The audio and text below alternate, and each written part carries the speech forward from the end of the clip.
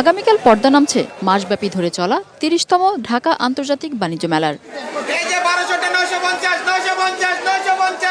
শেষ সময়ে অফারে দোকানগুলোতে চলছে হাঁকডাক, কেনাকাটায় ব্যস্ত মেলায় আগতরা।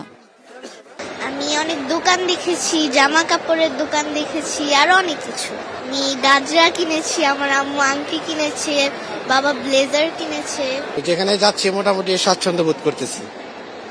হ্যাঁ, কিছু কেনাকাটা করেছি, আরো কিছুক্ষণ থাকবো, কেনাকাটা করবো, আর বাচ্চাদের জন্য করবো, ওর জন্য করবো। ভালোই লাগতেছে, আজকে ফার্স্ট টাইম আসছি তো সুন্দরই লাগতেছে দেখতে, ভালোই লাগতেছে, ঘুরতেছি।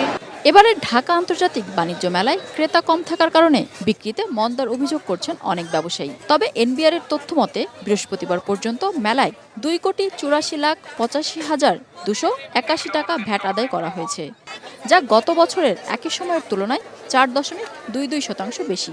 আগের বারের চেয়ে একটু কম। আগের বারে যতটা জমজমাট ছিল অতটা জমজমাট এইবারে হয় নাই, বাট আমরা একটা আশাবাদী ছিলাম, হয় নাই। আজকে আর কালকে আমাদের তো একটা আশা আছে, বা আজকে আর কালকে আমাদের সবার একটা টার্গেট আছে, দেখি কি হয়।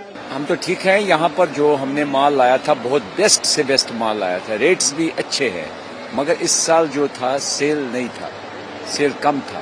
আমাদের বিদেশি পণ্য হইতেছে বাচ্চাদের জন্য যত হেয়ার এক্সারসাইজার আছে বড়দেরও হবে, আর বাচ্চাদের স্কুল ব্যাগ পাবেন, তারপর ঘড়ি আছে, এই ধরনের কালেকশনগুলো। আর শীতের জন্য আকর্ষণ কালেকশন হচ্ছে পমপম, মানে যেটা আমি পরে আছি। বিদেশি স্টলগুলোর মধ্যে কাশ্মীরি কার্পেট, শাল ও তুর্কিস্তানের ঝাড়বাতি আলাদা নজর কেড়েছে।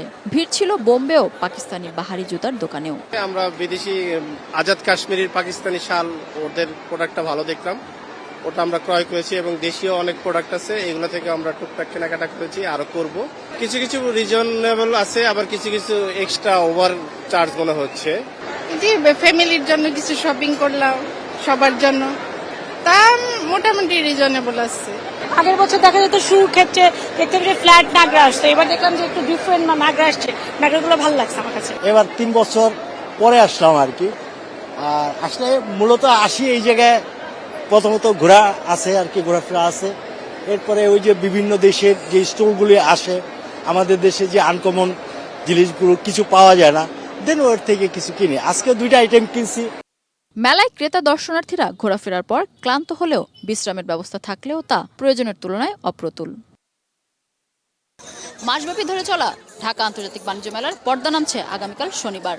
আগামী 31তম বাণিজ্য মেলায় ক্রেতা দর্শনার্থীদের কথা চিন্তা করে পণ্যে কতটা বৈচিত্র্য আনবে বাণিজ্য মন্ত্রণালয়, সেই সাথে বিদেশি বিনিয়োগ আকৃষ্ট এবং পণ্য কতটা রফতানি করতে পারবে সেটাই চ্যালেঞ্জ রফতানি উন্নয়ন ব্যুরো কর্তৃপক্ষের।